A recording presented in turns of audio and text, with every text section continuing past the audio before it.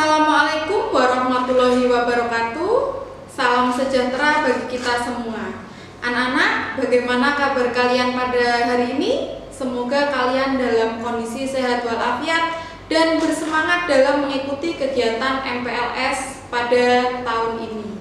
Perkenalkan, nama saya Ibu Dinika Tresnawati, bisa dipanggil Ibu Dini. Saya di SNPN 46 Surabaya sebagai guru BK. Pada kesempatan ini saya akan menyampaikan materi tentang remaja. Mari kita simak bersama-sama apa saja yang bisa kalian pelajari pada materi hari ini. Oke, kita membahas tentang pengertian dari remaja. Kalian kan sekarang sudah menjadi anak SMP, bukan anak SD lagi.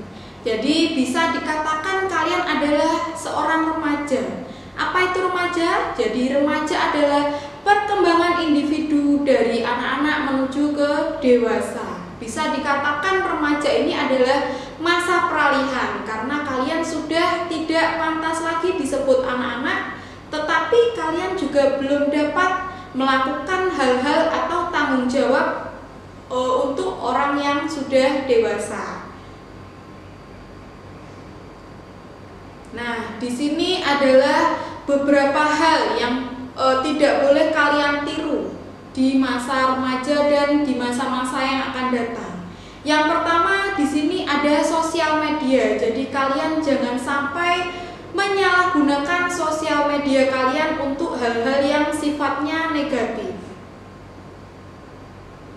Yang kedua, di sini ada balap liar. Di sini tidak hanya anak laki-laki saja yang melakukan atau mengikuti balap liar, tapi juga ada anak-anak perempuan biasanya yang mengikuti.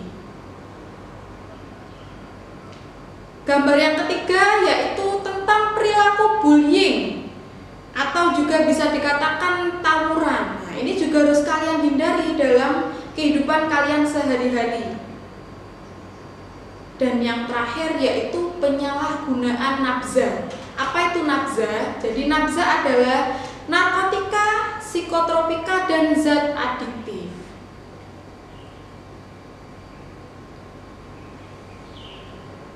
Selanjutnya di sini adalah kesalahan saat masa remaja.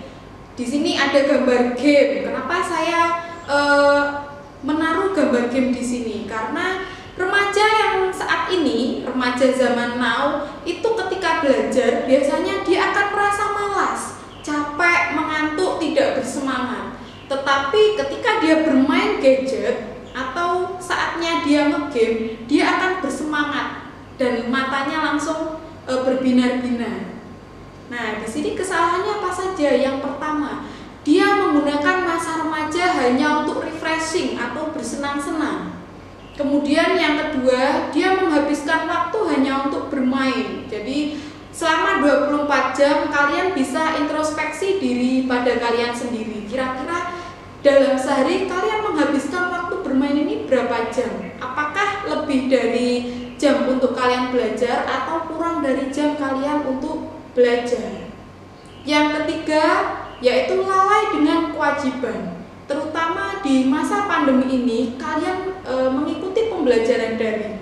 Nah, di sini terkadang ada siswa-siswa, beberapa siswa yang tidak mengikuti pembelajaran daring, tetapi dia bisa nge-game sepuasnya. Nah, di sini bisa dikatakan mereka melalaikan kewajibannya sebagai seorang pelajar. Semoga di sini kalian tidak termasuk anak-anak yang lupa dengan kewajiban tersebut. Selanjutnya yaitu semena-mena. Di sini yang dimaksud semena-mena adalah ketika kalian berada di lingkungan bergaul kalian, di lingkungan sosial kalian, kalian merasa sebagai bisa dikatakan bos, sehingga kalian bisa menyuruh orang-orang yang ada di sekitar kalian sesuka hati kalian atau bertindak sesuka hati kalian. Seandainya kalian meminta sesuatu, kemudian orang tersebut menolak keinginan kalian, kalian memukul atau mengatai mereka dengan kata-kata kasar. Nah, itu juga salah satu kesalahan yang terjadi pada saat remaja. Nah, hubungannya juga dengan berlaku dan berucap tidak sopan. ini tidak hanya untuk orang yang lebih tua saja, tetapi dengan teman sebaya atau orang-orang yang lebih muda. Seperti itu.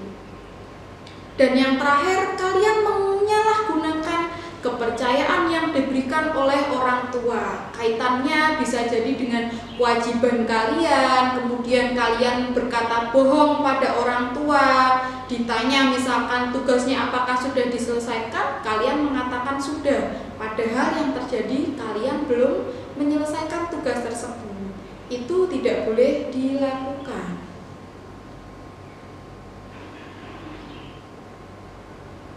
Selanjutnya adalah kesalahan dalam menggunakan internet.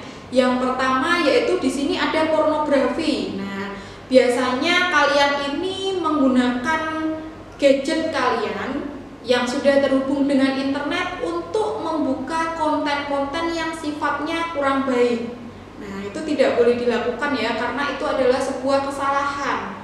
Yang kedua, cyberbullying. Apa itu cyberbullying? Kalian melakukan bully di media sosial. Jadi misalkan kalian mengolok-olok teman kalian dengan kata-kata kasar, kemudian berkomentar tidak sopan di media sosial dan sebagainya. Itu juga tidak boleh dilakukan karena sekarang di Indonesia ada Undang-Undang ITE di mana ada hukuman pidana untuk orang-orang atau pelaku yang menyalahgunakan gadgetnya untuk sesuatu yang tidak baik. Yang ketiga yaitu pembajakan. Jadi misalkan kalian ini membajak akun teman kalian untuk melakukan hal-hal yang tidak baik, itu juga tidak boleh. Dan yang terakhir yaitu kalian melakukan game atau bermain game yang berlebihan. Seperti yang saya katakan di awal tadi, bahwasanya durasi kalian bermain game lebih lama daripada durasi kalian belajar. Selanjutnya yaitu tentang penyalahgunaan nafza. Bagaimana bentuknya? Yaitu yang pertama, kalian menggunakan obat-obatan tanpa pengawasan dokter. Obat itu digunakan hanya untuk orang-orang yang merasa sakit atau kurang enak badan atau membutuhkan obat tersebut sesuai dengan anjuran dokter. Tapi ketika dokter tidak menganjurkan dan kalian mengkonsumsi, berarti kalian termasuk anak yang menyalahgunakan obat-obatan. Yang kedua, menggunakan obat-obatan melebihi dosis dan kegunaannya. Jadi dalam mengkonsumsi obat, kenapa harus dalam pengawasan dokter? Karena ada dosisnya, ada kegunaannya, di mana antara satu individu dengan individu lain akan berbeda. Maka dari itu jangan sampai kalian menggunakan obat-obatan yang melebihi dosis yang dianjurkan oleh dokter. Yang terakhir yaitu mencoba-coba obat terlarang karena mengikuti pergaulan. Jadi pada saat ini banyak teman-teman seusia kalian, yaitu anak-anak remaja yang mulai coba-coba untuk menggunakan narkoba. Ada yang coba-coba, bahkan ada pula yang sudah rutin mengkonsumsi. Jadi di sini jangan sampai kalian mengikuti hal tersebut hanya dengan dalih ingin terlihat keren supaya bisa diterima di pergaulan, atau dengan iming-iming yang lebih dari itu. Jadi biasanya awalnya coba-coba, nanti lama-lama akan ketagihan.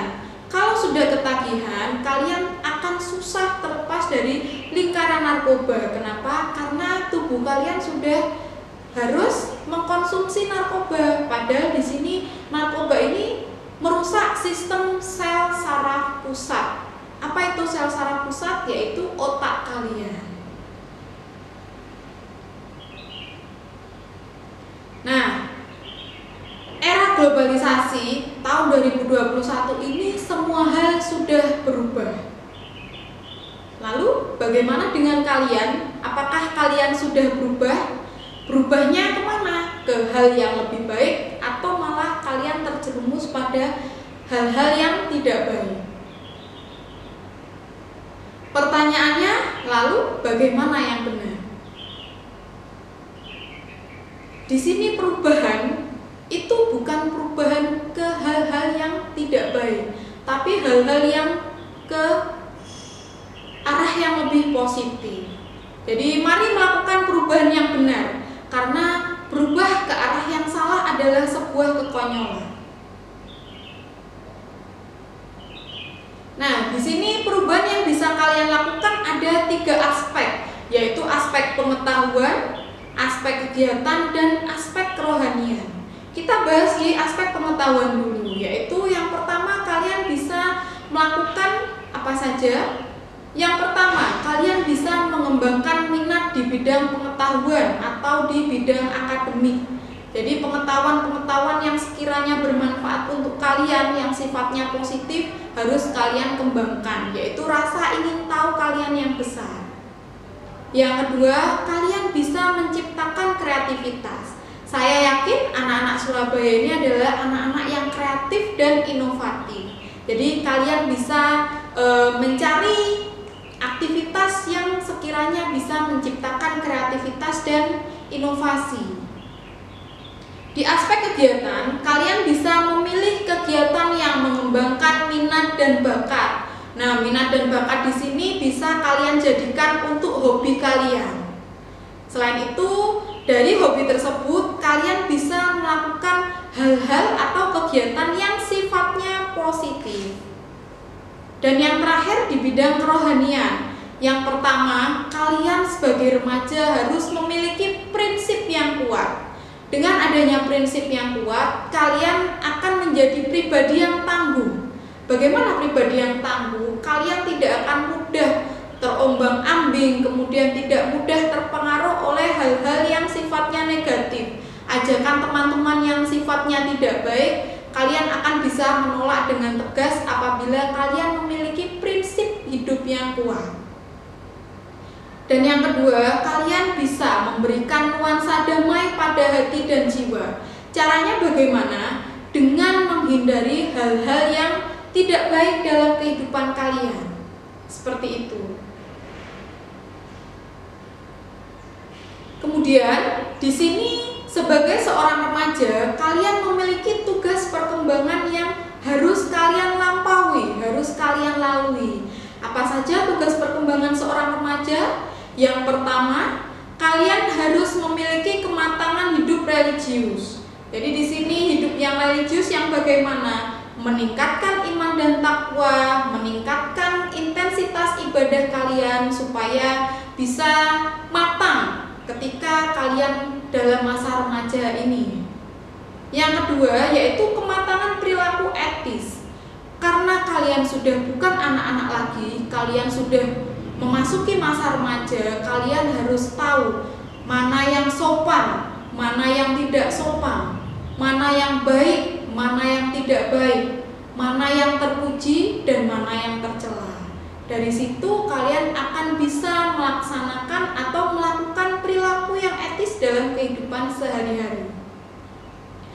Yang ketiga yaitu kematangan emosional dan intelektual. Kalau emosional itu bukan melulu tentang marah-marah. Nah, emosi ini biasanya identik dengan marah-marah. Padahal kalau emosional ini kalian bisa merasakan sedih, senang, gembira, kecewa, menangis, marah. Ini dengan cara yang bisa dikontrol. Jadi kalau senang ya senang seperlunya, bahagia seperlunya. Kalau marah jangan sampai melampaui batas. Itu namanya kematangan emosional. Kemudian kalau kematangan intelektual di sini adalah kalian mengetahui bahwasanya ketika sudah remaja kalian harus meningkatkan jam belajar, meningkatkan pengetahuan kalian. Dari situ intelektual kalian akan bertambah lebih tinggi sehingga prestasi kalian dapat meningkat. Yang keempat yaitu tentang kesadaran tanggung jawab. Di sini tanggung jawab kalian bisa dikatakan kewajiban. Kewajiban kepada orang tua, kewajiban pada guru, kewajiban pada negara, dan kewajiban kepada masyarakat. Juga tidak lupa kewajiban kalian di bidang agama. Itu harus kalian laksanakan bersama-sama dengan baik.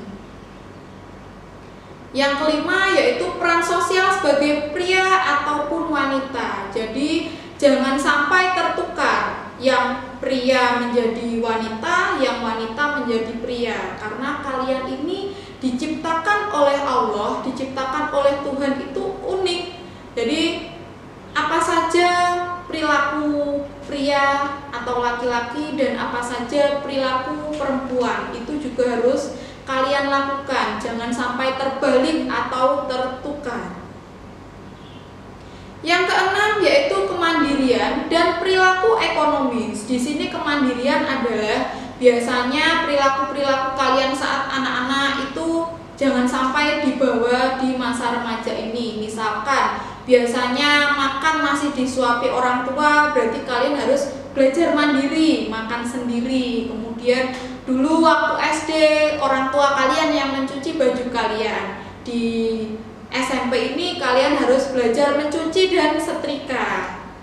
Kemudian kalau perilaku ekonomis yaitu kalian yang biasanya dulu SD pikirannya masih hanya jajan dan jajan. Sekarang kalian harus belajar untuk mengontrol keuangan supaya nantinya di masa yang akan datang kalian bisa memanajemen keuangan kalian dengan baik. Yang ketujuh, wawasan dan persiapan karir. Di sini apa yang dimaksud wawasan dan persiapan karir? Di masa SMP kalian harus sudah memiliki cita-cita. Kenapa? Di sini pentingnya kalian sudah memiliki cita-cita agar kalian tahu nantinya setelah lulus dari SMP kalian harus melanjutkan kemana. Mau ke SMA, SMK, madrasah aliyah, atau ke pondok pesantren. Dengan begitu pembelajaran kalian atau sekolah kalian akan lebih terarah, sama dengan kalian menaiki sebuah kendaraan. Apabila kalian memiliki tujuan yang jelas, maka kalian akan tahu jalan mana yang akan kalian tempuh. Bedanya ketika kalian belum tahu cita-cita kalian, sama dengan kalian ini menaiki kendaraan tanpa tahu arah. Jadi ketika teman kalian mengajak belok ke kiri, kalian akan ikut belok ke kiri. Teman kalian ngajak belok ke kanan, kalian juga akan ikut belok ke kanan, karena kalian tidak memiliki arah atau tujuan yang jelas. Dan yang terakhir yaitu kematangan hubungan dengan teman sebaya. Di sini hubungannya agar terciptanya rasa saling menghormati dan menghargai antar teman sebaya, sehingga tidak akan ada yang namanya perilaku bullying, terus kemudian tawuran, saling sikut menyikut satu sama lain. Jadi terciptanya kerukunan antara kalian dengan teman-teman kalian. Seperti itu. Demikian yang bisa Ibu sampaikan. Semoga materi ini bisa bermanfaat bagi kalian dan bisa kalian laksanakan dalam kehidupan sehari-hari. Terima kasih, salam sehat, selalu patuhi protokol kesehatan. Saya akhiri, wassalamualaikum warahmatullahi wabarakatuh.